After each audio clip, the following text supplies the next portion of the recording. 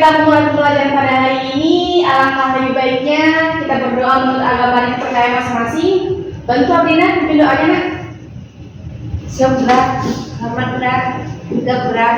Sebelum kita memulai pembelajaran hari ini, marilah kita berdoa menurut agama yang percaya masing-masing. Berdoa mulai. Berdoa selesai. Baik, dengan absensinya ya. Desi, hadir Bu. Ardina, hadir Bu. Tia, hadir Bu. Dina, hadir Bu. Diva, hadir Bu. Yuni, hadir Bu. Hadir semua ya. Ada nama yang belum Ibu sebutkan? Tidak, Bu. Tidak, hadir semua ya. Oke.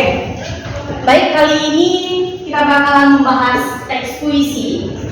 Di pertemuan sebelumnya kita juga udah bahas puisi ya. Ada yang masih ingat? Kemarin kita bahas apa aja dalam puisi?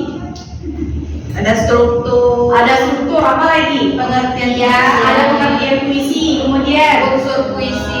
unsur puisi. Untuk kaidah kebahasaan sudah kita pelajari?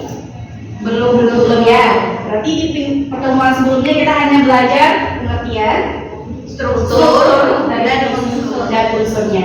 Ada yang masih ingat pengertian dari teks puisi itu apa? Coba diingat, pengertian dari teks puisi. Pernah melihat orang membaca puisi? Pernah, Bu. Pernah menulis puisi? Pernah, Bu. Ya, berarti secara pemahaman Ananda, puisi ini apa? Singkat pemahamannya saja, boleh? Mengungkapkan perasaan. Mengungkapkan perasaan ya. Oke, baik.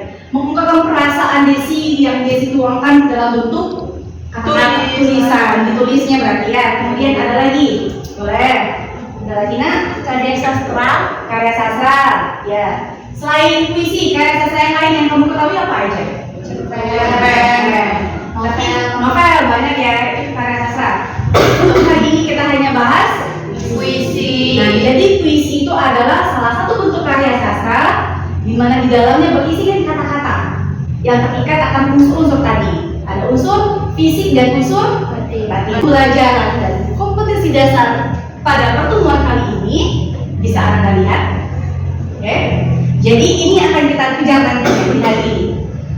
Kita bakalan memahami informasi berupa gagasan, pikiran, pandangan, arahan atau pesan dari teks puisi untuk menentukan makna tersurat dan tersirat.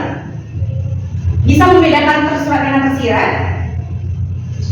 Ya, kalau tersurat itu di mana? Di dalam atau di luar? Di dalam. Kalau tersirat di luar. Oke, lanjut ya. Untuk kompetensi dasarnya melalui pendekatan saintifik dan modal pembelajaran, problem based learning dan peserta didik dapat menulis teks puisi.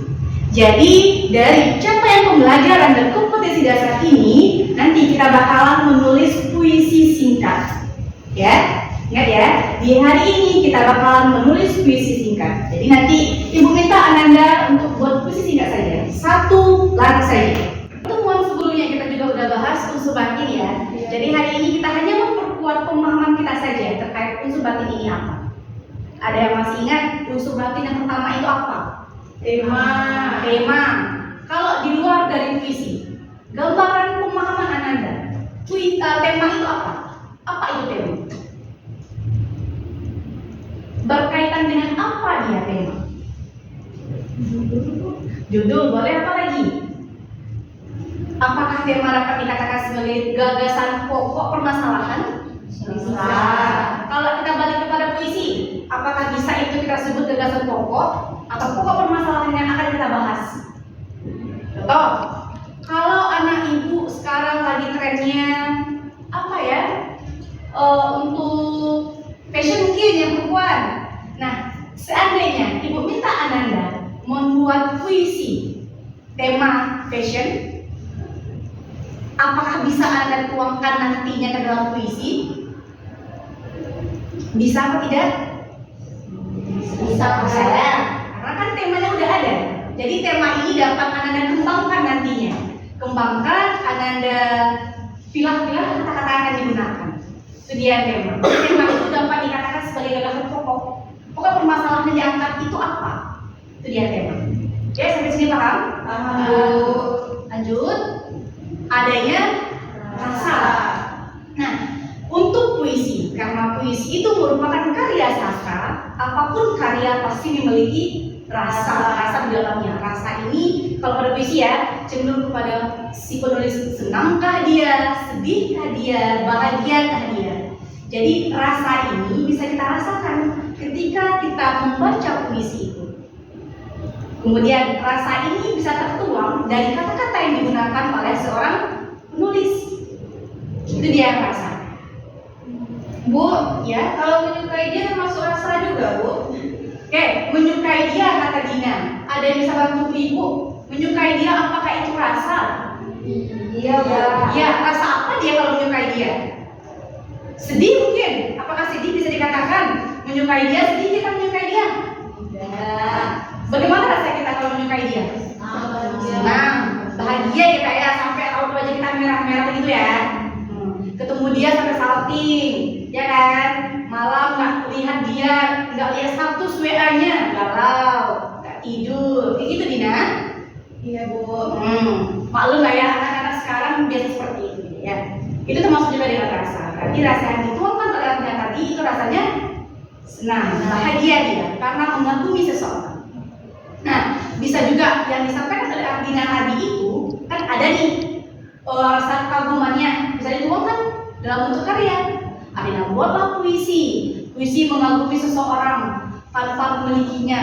Nah, kan anak-anak sekarang seperti itu ya. Ada apa namanya nih singkatannya STM, apa namanya HTS ya, HTS ya. HTS hubungan tanpa status itu kan anak-anak sekarang ya. Kaum Gen Z itu pasti kenal dengan HTS seperti itu dia. Itu dia yang rasa. Ada dua ya, tema rasa. Dua materi ini ada yang ingin dipertanyakan? Cukup ya. Oke. Kemudian adanya nada. Nada yang balik lagi. Nada ada yang kalau nada yang sedih nggak mungkin ya orang ngomongnya keras. Masa dia sedih ngomongnya keras? Kalau bahagia bisa suaranya pasti keras karena dia bahagia. Itu dia nada. Kemudian adanya amanat. Nah, banyak karya sastra. Apapun karya sastranya, apapun karyanya pasti ada amanat. Amanat nih, apa amanat? Menurut Ananda, amanat itu apa? Pesan, Bu. Pesan goreng. Kalau menurut Diva, amanat itu apa? Pesan, Bu. Pesan juga. Kemudian karena amanat itu adanya pesan, adanya informasi. Informasi apa yang kita ambil? Pengalaman, pembelajaran apa yang bisa kita ambil dalam karya sastra ini? Karena ini kita bahas apa yang kita bahas hari ini? Puisi. Berarti amanat yang terdapat di dalam Puisi. sesuai dengan tujuan pembelajaran kita ini. Tujuan pembelajaran kita adalah memahami informasi makna yang terdapat di dalam teks puisi. Oke. Bisa Ibu lanjutkan? Bisa, Bu. Oke. Oke, baik. Kali ini Ibu akan menampilkan satu buah puisi karya Suparji Djokodarmono. Suparji Djokodarmono yang merupakan sastrawan yang terkenal. Yang terkenal dengan puisi-puisinya. Biasanya ini anak-anak Gen Z ini yang suka dengan karya puisinya ini. Kalau yang Bapak Suparji ya. Nanti ini ada satu buah puisi. Satu buah puisi ya. Judulnya Aku Ingin. Perintahnya, instruksinya. Silakan Ananda pahami puisi ini. Oke, pahami puisi ini. Kemudian tugas yang keduanya, tuliskan di kertas satu lembar apa makna, apa hal yang dapat tercermin, tergambarkan dalam puisi Aku Ingin ini.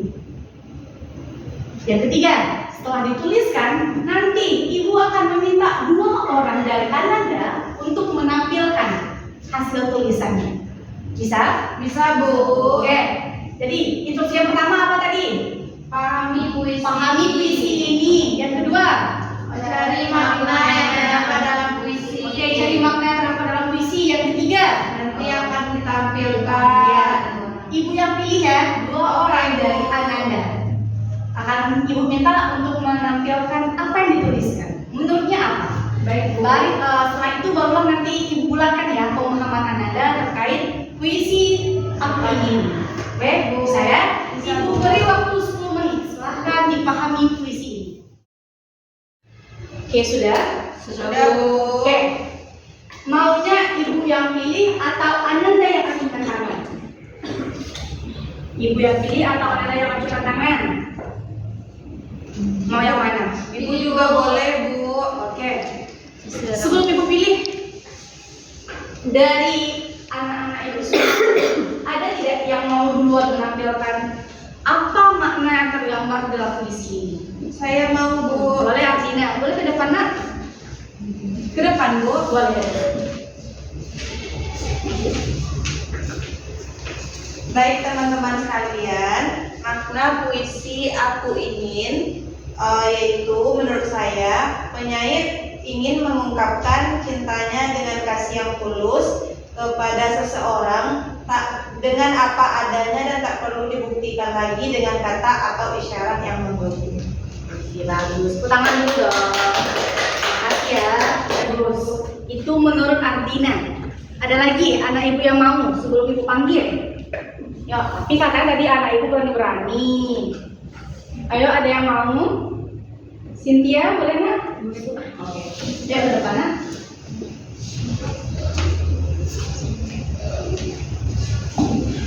Baik, adapun makna dari puisi tersebut yaitu maksudnya keinginan untuk mencintai dengan saya tidak terucapkan tetapi bisa dirasakan. Jadi itu ada rasa perasaan cinta yang sederhana dan tulus gitu kepada kekasihnya tanpa mengharapkan imbalan gitu. Oke, baik. Tepuk tangan. Bagus-bagus semua ya. Anak ibu berani, mau menuangkan gagasannya, berani tampil ke depan, pintar-pintar juga ya.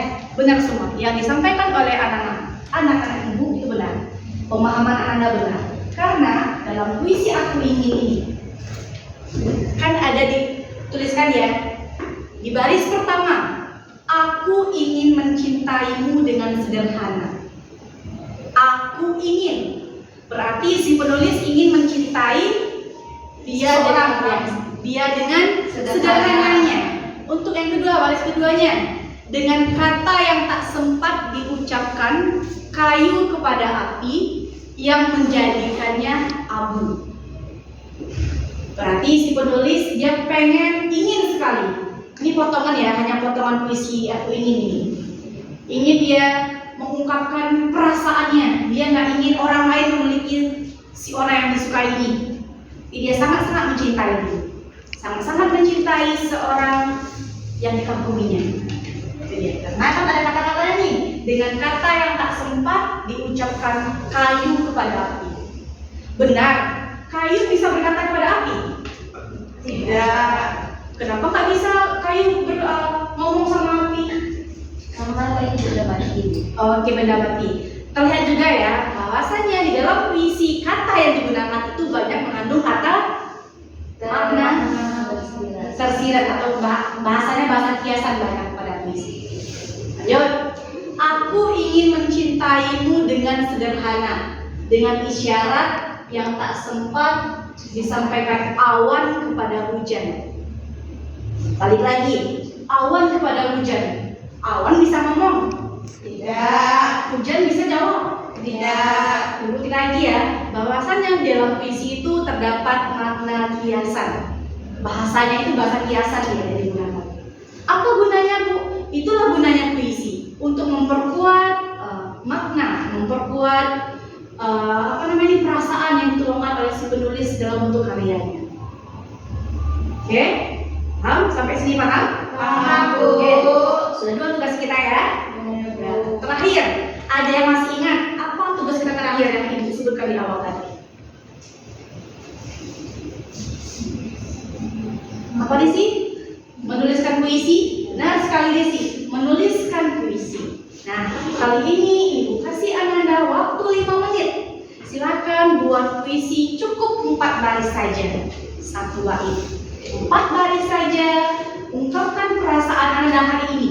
Terserah mau apa, mau bagaimana terserah. Bebas temanya. Kumpulkan tugasnya. Bantu Ibu kumpulkan tugasnya nak.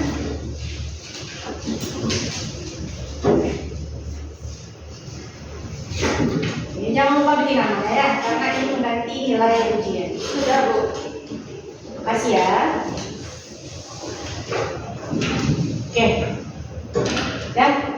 Jadi ada yang bisa membantu Ibu untuk menyimpulkan apa saja kegiatan kita pada hari ini? Dina boleh?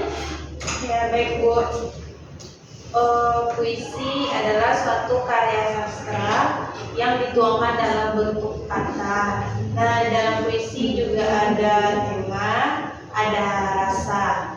Nah, dari materi yang kita pelajari tadi berdasarkan puisi dari Sapardi Djoko Damono yang berjudul Aku Ingin, di mana di sana ada isyarat bahwasannya dia sangat ingin mencintai pasangannya tanpa adanya paksaan. Itu saja Bu. Terima kasih. Makasih ya. Terus sekali lagi, Dina. Benar disampaikan Dina. Hari ini kita udah bahas tadi ya, udah bahas unsur batin dari puisi. Apa itu tema, apa itu perasaan, apa itu nada, apa itu amanah. Dan pun kita juga sudah melihat, mengamati bagaimana maksud dari puisi Aku Ingin. Kemudian tadi juga Ibu sudah minta Ananda membuat satu buah puisi. Ya, di pertemuan selanjutnya kita bakalan membahas kaidah kebahasaan dari teks puisi. Silakan Ananda pelajari di rumah apa saja kaidah kebahasaan dari teks puisi. Baik Bu, oke? Paham ya? Bisa ya? Paham, Bu. Apa tugasnya di rumah? Mencari kaidah kebahasaan dalam teks puisi. Memahami kaidah kebahasaan dalam teks puisi. Jadi di pertemuan besok selanjutnya Ibu akan memperkuat pemahaman Ananda terkait kaidah kebahasaan. Ya, bisa? Bu. Ya, berhubung jam istirahat sudah hampir lagi berbunyi, silakan kemas-kemas dulu barangnya. Siap-siap dulu kemas-kemas. Oke. Dan sudah bertiba ya. Ya, Baik, Ibu izin pamit. Terima kasih buat hari ini. Tutup Abina. Perjumpaan kita pada hari ini, Dina. Maaf Ibu. Baik teman-teman, sekian pembelajaran kita pada pagi hari ini. Semoga kita mendapatkan pembelajaran dan bermanfaat pada pagi hari ini. Terima kasih. Dan berdoa lebih dahulu. Berdoa selesai. Oke, terima kasih ya. Jangan lupa makan dulu biar staminanya lebih semangat lagi untuk melanjutkan pembelajaran selanjutnya. Oke, terima kasih. Assalamualaikum warahmatullahi wabarakatuh. Waalaikumsalam.